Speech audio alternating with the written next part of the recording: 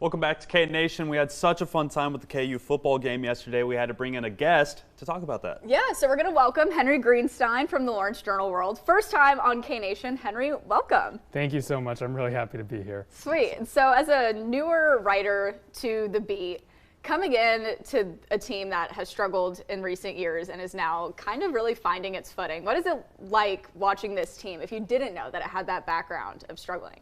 Yeah, I mean, you certainly wouldn't know it from seeing them yesterday. I mean, they were effective on both sides of the ball. You know, not for all 60 minutes, but periodically there were flashes of greatness. And certainly it's a really exciting time to be coming in. I mean, there has never been more excitement around KU football in the last 14 years than there is now.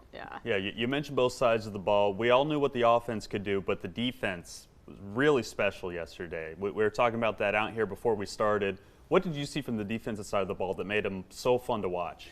Yeah, I mean, to some extent, it's an interesting game to evaluate from a defensive perspective because, you know, 2 defensive touchdowns, you don't come by that every day. But on the other hand, did have some trouble stopping the tight end over the middle early, did have some trouble with some of those deep shots. So certainly there will be some film for Brian Borwood and company to look at, and because they're going to need to tune up extensively in those areas ahead of playing Texas. But you can't ask for more in terms of the early game aggression, the speed they had out of the half. And I think the pass rush was pretty good overall, which has been an unexpected strong point this year. A lot of people thought with Lonnie Phelps going to the NFL, there wouldn't be a go-to guy, but it seems like everyone is filling in that role to some extent. Yeah, and for the first time, we didn't see a running back score in this game. Yeah. Do you think that's kind of a concern, or is it more of a relief that a running back could not score in this game, but the Jayhawks can still win? I think exactly what you said, Lainey. I mean, first game we saw 4 different running backs score, including 2 on their first carry, so certainly quite a departure.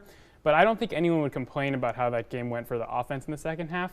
I think especially you got to be relieved to see Jalen Daniels getting back involved with the running game. You know, they told us after the game that in Nevada they had been trying to keep him healthy, as Leipold put it. And, you know, I think he ended up with about 54 yards from this game and some really key runs down the stretch, didn't shy away from contact. And that could have been something you were concerned about coming out of the back injury from camp. So, yeah, a big addition back to the offense in that respect. But circling back to your original question, I think they'll be perfectly happy with how the offense closed things out. You know, going into halftime, they had a couple of rough drives in a row. They had 2 punts and then kind of ran out of time before the half. Not the first game they've done that. And they were able to kind of pick up like nothing had happened after halftime and be really effective.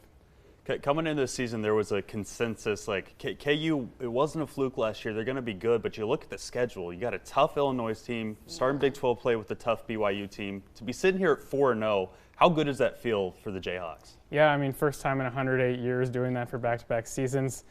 I've heard that number so many times over the last few days, but it's still remarkable.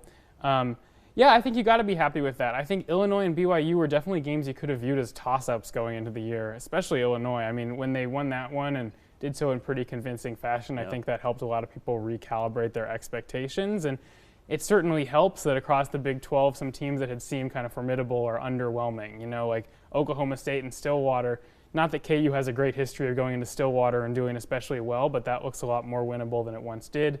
Same with Iowa State and Ames. Those are a couple of road games that maybe you think KU has a good chance in those, whereas it might have been more challenging looking at this, say, in May when I came in. Definitely. It's going to be an exciting rest of the season. It's hard to believe it just started. I feel like we've been talking about it quite a bit. But Henry, thank you so much for joining us today. We really appreciate it. Yeah, my pleasure. And you guys stick around. There is more K Nation after the break.